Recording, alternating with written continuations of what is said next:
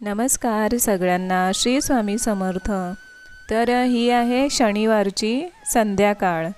तर अचानक मला 2 दिवस झाले हा जो डबा तुम्ही आता बघत आहात ना, तर तो माळ्यावर म्हणजे माळ्यावर जिथे आम्ही सगळं सामान वगैरे ठेवलं होतं ना, इथे शिफ्ट वगैरे झाल्यानंतर तर तिथे अचानक सापडला। आणि तेव्हा त्याला पाहिल्यावर माझ्या अचानक लक्षात आलं की अरे यामध्ये तर आपण काही बांगड्या आणि काही आपलं जे ज्वेलरीचं सामान असतं तर ते थोडंफार ठेवलेलं होतं। तर हे लक्षात कसं नाही आलं आपल्या। तर असं कधी-कधी होतं नाही का, की म्हणजे असतं आपलं जीवापलीकडे सांभाळलेलं असं सामान काही, पण आपण कधी घर आवरताना वगैरे कुठे ठेवून देतो आणि नंतर मग आपल्या काही लक्षातच राहत नाही। तर असं काही घडलं। मग नंतर माझ्या लक्षात आलं की आपल्या देवांच्या वस्त्रांसाठी आणि बाकीचं जे काही देवांचे दागदागिने आहेत तर त्यासाठी छान असा डबा हवाच होता। तर म्हटलं की याच्यामध्ये बांगड्या वगैरे ठेवण्यापेक्षा म्हणजे बांगड्यांसाठी तर कपाटामध्ये जागा पुरेशी आहे, तर मग बांगड्या वगैरे आणि बाकीचं जे काही होतं ते मी तिकडे ठेवलं। आणि हा जो डबा आहे ना, तो स्वच्छ करून त्याला चांगलं असं पुसून वगैरे नंतर मग देवांचे जे वस्त्र आहेत, जे दागिने आहेत, माळा वगैरे सगळं काही, मुकुट, तर ते सगळं काही मी आपल्या या डब्यामध्ये आता ठेवलेलं आहे। म्हणजे कसं आहे, जे आपण देवांचे वस्त्र नेहमी धुतो वरचेवर किंवा काही स्वच्छता वगैरे करतो देवाऱ्यामध्ये, तर जी धूळ असते ना, तर ती या कपड्यांवर आता बसणार नाही। आणि त्याच्यामुळे आपल्याला जेव्हा हवं तेव्हा छान असे हे कपडे आपल्याला आपल्या हाताजवळच मिळू शकतात। आणि कसं आहे, सुटसुटीत जेवढं दिसतं ना आपल्याला आपल्या डोळ्यांना, तेवढंच खूप चांगलं असतं। आणि लक्ष्मी देवीचा वावरसुद्धा अशाच ठिकाणी असतो जिथे म्हणजे असं सुटसुटीत असं सगळं मोकळेपणाने आणि व्यवस्थित स्वच्छ असं सगळं ठेवलेलं असतं। तर पाहू शकता डब्यामध्ये आता मी सगळे वस्त्र छान असे लावून ठेवलेले आहेत। आणि हे जे देवाऱ्यामध्ये अंतरायचे वस्त्र आहेत, पिवळे आहेत, केशरी रंगाचे आणि लाल रंगाचे, तर ते सुद्धा ठेवलेले आहेत। तर बघा, एक डबा आणि किती सारं काम झालेलं आहे।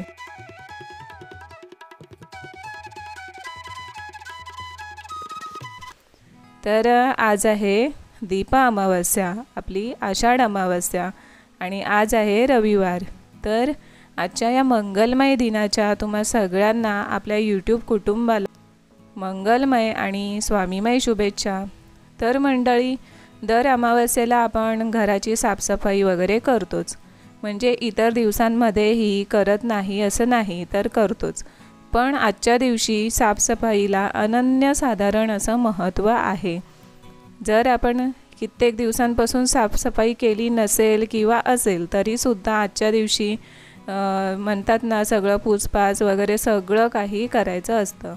तर ते सगळं काही करून झालेलं आहे। दिवे वगैरे सगळे मी आता उजळवायला घेतलेले आहेत। आणि एका बाजूला इथे मी गव्हाच्या पिठाचे जे गोड दिवे असतात ना, तर ते बनवायला घेत आहे। तर त्यासाठी गव्हाच्या पिठामध्ये गूळ किसून घातलं आणि ते पीठ मळून घेतलं चांगलं असं। आणि त्यानंतर इथे आहे पहा, अशा प्रकारे मी आता ते दिवे तयार करते आहे। तर 5 दिवे इथे मी तयार करत आहे।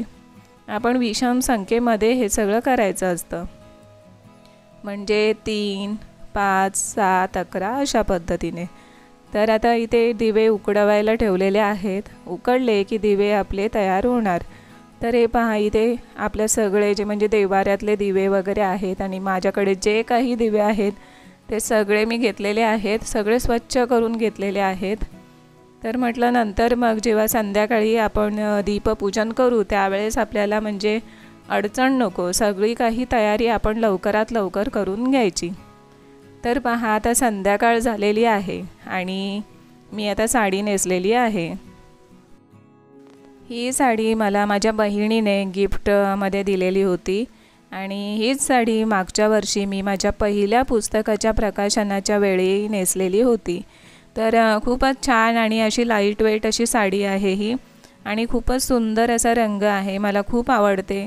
तर आज म्हटलं हीच साडी नेसावी आपण, म्हणजे कशी काठापदराची आहे आणि कुठलेही सणवार असतील तर आपल्या या वर्षानुवर्षे परंपरा जपत असलेल्या काठापदराच्या साड्या खूप छान अशा वाटतात आपल्याला, नाही का? तर आता मी हळदीचं लेपन करून घेत आहे आपल्या उंबरठ्यावर. तर कसं आहे मंडळी, बऱ्याच जणांना तुम्हाला दिसत असेल की आमचा उंबरठा सफेद रंगाचा आहे. पण कसं आहे, जेव्हा इथे आम्ही शिफ्ट वगैरे झालो होतं त्याच्या बऱ्याच आधी आम्ही ही तयारी वगैरे केलेली होती. म्हणजे जेव्हा आम्हाला पोझिशन मिळालं होतं ना घराचं, तर त्यावेळेसच हा उंबरठा आम्ही लावून घेतला होता.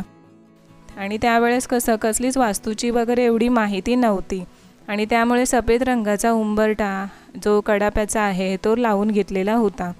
आणि आता आम्हाला कळलं तर ठीक आहे, काही दिवसांनी म्हणजे आम्हाला जमेल तसं आम्ही लाकडाचा जो उंबरठा असतो ना तो लावून घेणार आहोत. पण कसं आहे, स्वामी महाराज आपल्याला काय सांगतात, तुम्ही जर कुठल्याही परिस्थितीमध्ये मनापासून माझी भक्ती कराल, ईश्वराची भक्ती कराल आणि त्यामध्ये श्रद्धा असेल, विश्वास असेल, तर ती भक्ती आमच्यापर्यंत, ईश्वरापर्यंत नक्कीच पोहोचते. आणि म्हणूनच मनाला भक्तांनी काही वाटून घ्यायचं नाही की अरे असं आहे तर आता आपल्या ईश्वराला आवडेल की नाही किंवा काय. तर वास्तूच्या काही गोष्टी या खऱ्या असतातच, नाही असं नाही, पण आपल्याला जमेल तसं आपण त्या बदलायला सुरुवात करायची असते.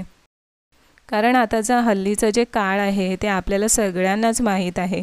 एवढा संघर्षाचा काळ आहे ना की काय सांगावं. तर म्हणूनच सगळं काही म्हणजे विचारपूर्वक आपल्याला करायचं असतं. म्हणजे कुठलीही गोष्ट आपण अशी घाईघाईने निर्णय करून करायची नसते. तर आता रांगोळ्या वगैरे तुम्ही पाहत असाल तर बऱ्याच दिवसांनी सगळीकडे मी आज रांगोळ्या काढत आहे. म्हणजे कसं आहे, कमरेचा जो त्रास आहे ना माझा, त्याच्यामुळे जास्त असं बसून वाकून वगैरे काहीच करायला मिळत नाही. पण आता थोड्याफार प्रमाणात सुधारणा होते आहे तब्येतीमध्ये. आणि आज काय माहीत, एक वेगळाच जोश म्हणतात ना, तर तो आलेला आहे, उत्साह आहे. आणि म्हणूनच सगळीकडे छान छान अशी रांगोळी काढत आहे. आणि रांगोळी म्हणजे काय, तर आता आज दीपपूजन आहे आणि रांगोळी, सुशोभीकरण असं सगळं काही आपण केलं ना, तर मग आपली लक्ष्मी माता आपल्याकडे आकर्षित होते, आपल्या घराकडे आकर्षित होते. आणि जिथे लक्ष्मी माता ज्या घरावर प्रसन्न होते ना, तर तिथे अखंडपणे लक्ष्मी मातेचा वास राहतो. आणि म्हणूनच सगळं काही मनापासून करते आहे. म्हणजे लक्ष्मी माता म्हणजे असं नाही की फक्त पैसाच दिला की आपण आपली लक्ष्मी माता आपल्यावर प्रसन्न आहे. तर आरोग्य संपन्न आयुष्य मिळणं ही सुद्धा खूप मोठी संपत्ती आहे. आणि वर्षानुवर्षे हे सगळं आपली माणसं जी जुनी आहेत ना ते जपत आले आहेत.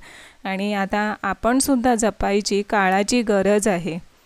कारण आपण जपू तर आपली मुलं देखील ह्या सगळ्या परंपरा जपत राहतील आपल्याकडे पाहूनच. तर कधीकधी आपल्याला नकारात्मकता म्हणजे आपल्या आयुष्यावर एवढी हावी होते ना, म्हणजे एवढी वाढलेली असते की आपण कधीकधी सकारात्मक विचार करूच शकत नाही, एवढी परिस्थिती पुढे जाते. पण माझं काय म्हणणं आहे की जेवढी नकारात्मकता असते आपल्या आसपास, त्याच्यापेक्षा जास्त आपल्या मनामध्ये असते. आणि जर मनामध्ये एवढ्या प्रमाणात नकारात्मकता असेल तर मग आपण सकारात्मक कसे राहणार, नाही का? आयुष्यामध्ये बराच असा वेदनांचा काळ असतो. कधीकधी आपली माणसं आपल्याला सोडून दूर निघून जातात, जिथून त्यांना येणं कधीच शक्य नसतं. असं माझ्याही बाबतीत घडलं आहे. आणि आता मी ज्या म्हणजे म्हणतात ना उंबरठ्यावर ज्या आहे ना अशा, की म्हणजे मी माझं दुःख तर कोणाला सांगू शकत नाही. म्हणजे म्हणतात ना सगळ्यांच्या आयुष्यामध्ये काही ना काही सुरूच असतं. तर माझ्याही आहे, माझ्या आजीची तब्येत खूपच खराब आहे. आणि देवाजवळ मी प्रार्थना करते की तिला लवकरात लवकर बरं वाटू दे. आणि माझी मुलगी आहे 12वीला, तर त्याच्यामुळे मी विचार करते की कसं तरी आम्हाला वेळ मिळू दे आणि आम्ही आमच्या आजीपर्यंत पोहोचू दे. कारण आजी कशी मुंबईला राहते आणि मामा मामीसोबत, आणि आम्ही राहतो गावी. आणि जेव्हा मी मुंबईमध्ये राहायचे त्यांच्या बाजूला, तर तेव्हा सतत जाणं येणं असायचं माझं. आणि लहानपणापासून तिने मला सांभाळलं होतं, त्याच्यामुळे खूप असं म्हणतात ना जवळीक खूप आहे माझी आणि तिची. आणि म्हणूनच सगळं काही करताना म्हणजे जीवन जगताना, प्रत्येक श्वास घेताना मला तिची आठवण ही असतेच. तर मला हेच सांगायचं आहे तुम्हाला सगळ्यांना, जर आपली माणसं आपल्याला सोडून जातात किंवा आपल्या माणसांवर काही संकट उद्भवतात, तर आपण दुःख पकडून ठेवून किंवा आपण त्या वेदनेमध्ये जगत राहून कसं काय होणार? म्हणजे आयुष्य पुढे जाणार आहे का आपलं? आणि त्या माणसांनी जे जीवाचं रान केलेलं असतं आपल्याला वाढवण्यासाठी, तर त्यांना ते बघून बरं वाटेल का? आपल्याला दुःख झालेलं त्यांना बघायला होईल का? तर अजिबात नाही.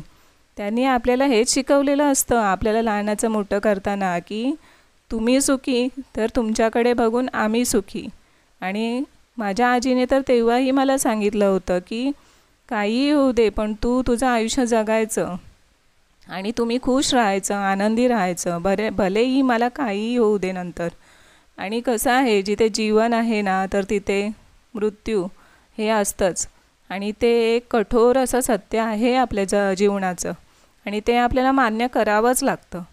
आपण जेव्हा दुसऱ्यांचं ऐकतो तेव्हा आपल्याला असं वाटतं की अरे बापरे, म्हणजे या गोष्टी आपल्या आयुष्यात आल्या तर आपलं आयुष्य अगदी नरकासारखं बनून जाईल. तर तसं नसतं. जसं म्हणजे एक अंधार होतो, तर त्यानंतर एक नवी पहाटसुद्धा हात पसरून आपल्यासमोर उभीच असते. तर म्हणून नकारात्मकता जेवढी आपण पकडून ठेवू ना, तेवढं आपलं जीवन अंधारमय होतं आणि त्यामध्ये दिव्यांचा प्रकाश येणं खूप कठीण होऊन बसतं. आणि म्हणूनच सगळं काही आपल्या जवळ आहे. आपण स्वतःच आपलं प्रेरणास्थान आहोत, हे कधीच विसरू नये. तर हे पहा, पूजा माझी करून झालेली आहे. आता बोलता बोलता म्हणजे एवढं भरून आलं ना मला, की मला समजलं नाही की पूजा आता होत आलेलीच आहे. तर दिव्यांची पूजा करून झालेली आहे. आणि कशी केली आहे तर तुम्हाला व्हिडिओमध्ये दिसलंच असेल. गव्हाचे पिठाचे जे दिवे बनवले आहेत ना, गोड दिवे, तर त्याने मी संपूर्ण आपल्या देवघराला, आपल्या देवी देवतांना ओवाळलेलं आहे. अजून एक गोष्ट सांगायची इच्छा होते आहे. कोणीही जर आपल्याला आनंदी दिसला तर असं नाही की त्याचं संपूर्ण जीवन आनंदाने व्यापलेलं आहे. तर त्याच्या आयुष्यातही वेदनेची किनार ही असतेच, सगळ्यांच्या जीवनात असते. आणि म्हणूनच असं कधीच वाटून घ्यायचं नाही की दुःख आपल्याला आहे ते आयुष्यभर तसंच राहणार. तर आपणच स्वतःहून त्यातून बाहेर पडायचा मार्ग हा शोधलाच पाहिजे. तरच आपल्या सोडून गेलेल्या माणसांना किंवा आपल्या आयुष्यात असलेल्या माणसांना आपल्याकडे बघून समाधान वाटेल. आणि आता आपल्या घरातील लहान मुलं असतात ना, तर त्यांनासुद्धा आपण या दिव्याने ओवाळायचं. तर 4 दिवे, मी 5 दिवे बनवले होते ना, तर 4 दिवे देव्हाऱ्याजवळ ठेवले आहेत आणि एका दिव्याने मी आता परीला ओवाळलेला आहे. तर अशा पद्धतीने आपल्या मुलांवर देखील हे छान छान असे संस्कार घडले जातात. तर परीचीसुद्धा आता शुभंकरोती म्हणून झालेली आहे. आणि माझीसुद्धा संपूर्ण पूजा झालेली आहे, नैवेद्य दाखवून झालेलं आहे. तर आता मी नेहमीचं माझं जे जप, ध्यान, काहीच वाचन, पठण, श्रवण असतं तर ते मला जमेल तेवढं मी आता करणार आहे. तर भगिनींनो, बंधूंनो, आता आपलं जे चातुर्मास असतं ते सुरू होत आहे. त्याच्यामुळे या पवित्र महिन्यांमध्ये आपण ईश्वराचं, आपल्या गुरूंचं जेवढं करू तेवढं कमी असतं. आणि प्रत्येकाने आपापल्या परीने मनोभावे मनापासून देवाची पूजा अर्चना करायची. तर अशा पद्धतीने आजची पूजा झालेली आहे, दिव्यांची पूजा झालेली आहे. तर उद्यापासून श्रावण सुरू होत आहे आणि पहिलंच आपलं श्रावणी सोमवार येत आहे. तर सगळ्यांना आजच्या दिवसाच्या खूप खूप शुभेच्छा. आणि पुढचा जो श्रावण महिना आहे तो चातुर्मासातील प्रत्येक सण, प्रत्येक दिवस आपल्याला सुख समृद्धीने आणि आरोग्य संपन्न असा जावो, ही स्वामींच्या चरणी प्रार्थना आहे. एका दिव्याची ज्योत जशी संपूर्ण अंधारावर मात करते, तशीच आपल्या मनामध्ये असणारी दुर्मिळ अशी सकारात्मकतासुद्धा संपूर्ण नकारात्मकतेवर मात करू शकते, याची जाणीव आपल्याला असायला हवी. आणि हीच आपल्या मनाची, आपल्या अंतर्मनाची मोठी ताकद असते. तर मग कसा वाटला व्हिडिओ नक्की सांगा. आणि आवडला असेल तर लाईक, शेअर करा, सबस्क्राईब करा. भेटूया पुढच्या व्हिडिओमध्ये. तोपर्यंत सगळ्यांना श्री स्वामी समर्थ.